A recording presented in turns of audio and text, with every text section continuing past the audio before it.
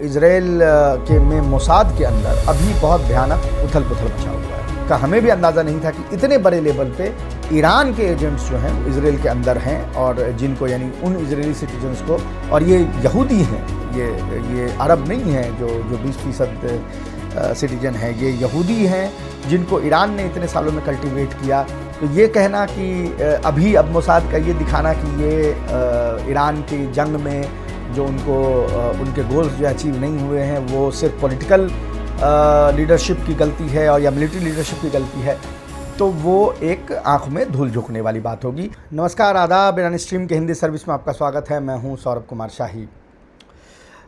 Israel की intelligence agency Mossad के पूर्व चीफ योसी कोहेन ने एक क्लेम किया है कि ईरान का जो फोर्डो रिएक्टर है उसकी उन्होंने कई बार उसके अंदर टूर किया है और उसके तमाम जो हिस्से हैं उससे वो वाकिफ़ थे। साथ ही साथ उन्होंने ये भी कहा है कि उनकी ज़िंदगी का सबसे खूबसूरत पल वो था जब डोनाल्ड ट्रंप ने यह आदेश दिया था कि फोर्डो न्यूक्लियर रिएक्टर पे हमला किया जाए। अब इसको लेके कई सारी चीज़ें हैं। एक तो अव्वल तो ये है कि क्या ये सच है नहीं सच है, क्योंकि याद रखें कि इज़राइल के में मोसाद के अंदर अभी बहुत भयानक उथल पुथल मचा हुआ है। बेंजामिन नेतन्याहू ने बहुत वादे किए थे युद्ध को लेके, वो वादे सफल नहीं हुए। अब जब वो वादे सफल नहीं हुए हैं तो जाहिर है कि किसी न किसी के ऊपर ठीकरा तो फोड़ना होगा। बेंजामिन नेतन्याहू वो ठीकरा मोसाद के ऊपर फोड़ रहे हैं। मोसाद के जो ईरान डेस्क है उसके दो बड़े सीनियर लेवल, डायरेक्टर लेवल से ऊपर के दो लीडर्स जो हैं उनको निकाला गया है। हालांकि इसको लेके मोसाद के अंदर भी बहुत ज़्यादा पुशबैक है, यानी जो नेतन्याहू के जो ये पॉलिटिकल डिसीजंस हैं उसको लेकर वहाँ पर भी पुशबैक है, लोगों में गुस्सा है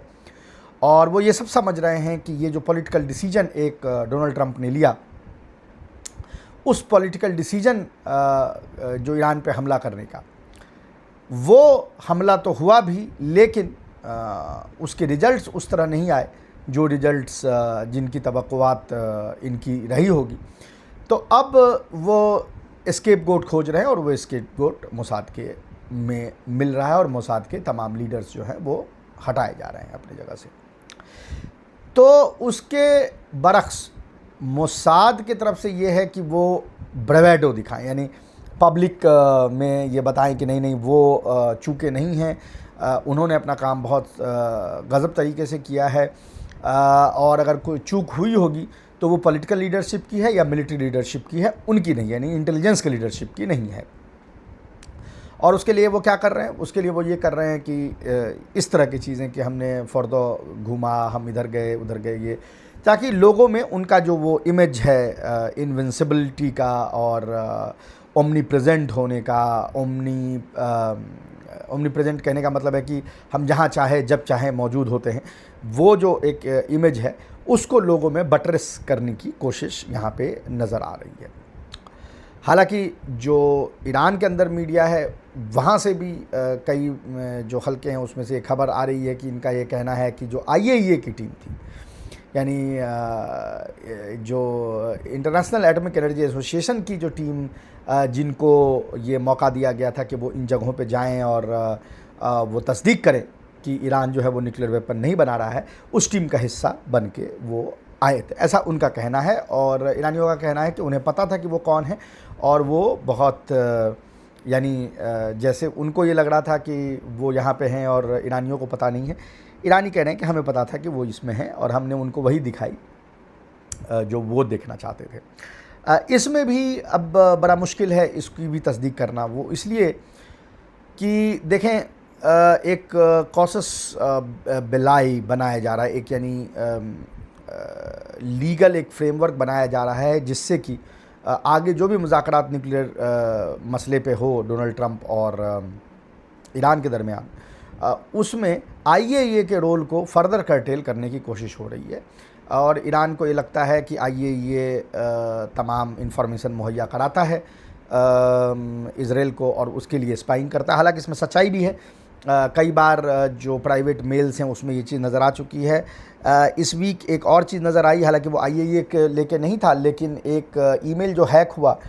उसमें यूनिसेफ के एक बहुत बड़े लीडर, एक बहुत बड़ा जो ऑफिसर था, यहूदी था, उससे पाया गया कि वो यूनिसेफ के तमाम मीटिंग्स और उसके जो चीज़ें हैं वो मोसाद को सप्लाई करता था, इजरायली को। ये जो इनका एक तरीक़ेकार है फिफ्थ कॉलम होने का, दुनिया में कहीं भी किसी देश में होते हैं, काम अपने इजराइल के लिए करते हैं। ये कोई बहुत आश्चर्य की बात नहीं है, इनका एक सिस्टम है। लेकिन अगर आप ये कहेंगे तो कहेगा कि ये एंटीसेमिटिज़म है, कि ये डुअल लॉयल्टी का हम पे चार्ज लगा रहे हैं, जबकि तमाम एग्जाम्पल्स आपको नज़र आएंगे, चाहे वो पोलार्ड का एग्जाम्पल हो अमेरिका में, चाहे वो ये जो यूनिसेफ का अभी लीडर पकड़ाया है, वहाँ पर आपको ये चीज़ नज़र आएगी कि कैसे ये क्लोजली कोलैबोरेट करते हैं।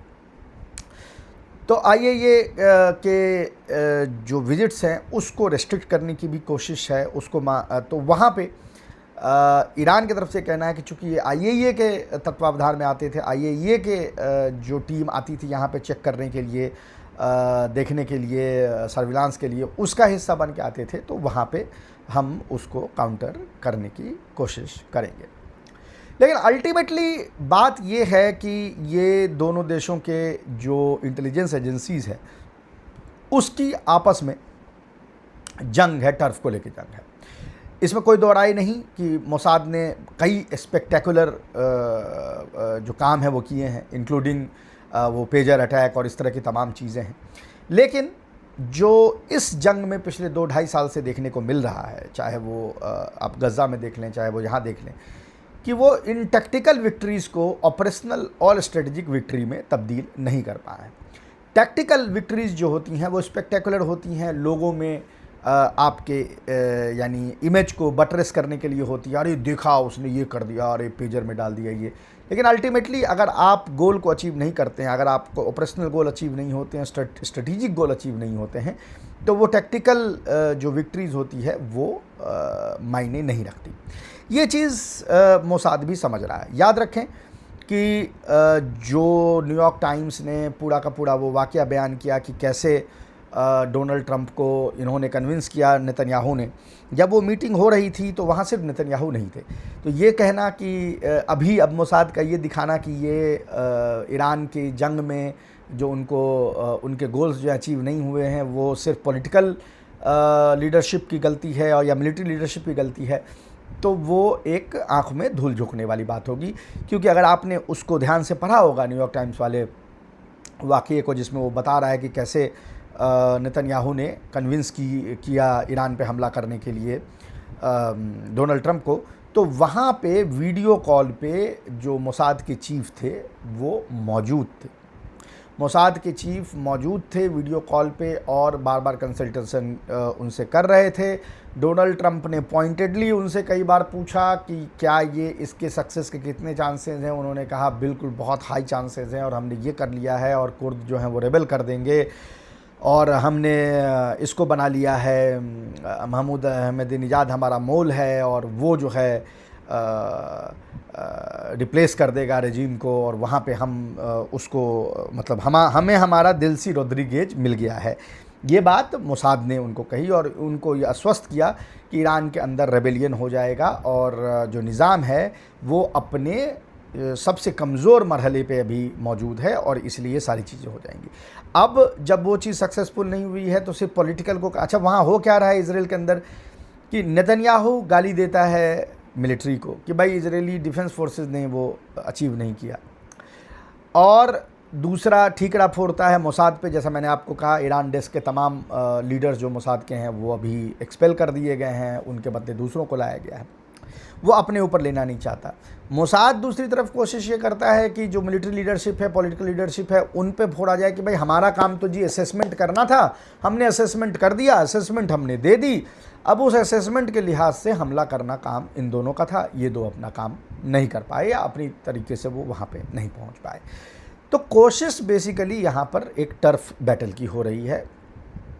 जैसा मैंने कहा, दोनों के बीच इस शैडो जंग में, जैसे ईरान के अंदर मोसाद के तमाम एजेंट्स हैं, तमाम उनके सेबोटियर्स हैं, इस तरह के लोग हैं, जो पिछले 2-2.5 साल के जंग में पता चला वो ये था और जिसका हमें भी अंदाज़ा नहीं था कि इतने बड़े लेवल पे ईरान के एजेंट्स जो हैं वो इज़राइल के अंदर हैं, और जिनको यानी उन इजरायली सिटीजन्स को, और ये यहूदी हैं, ये अरब नहीं हैं जो 20%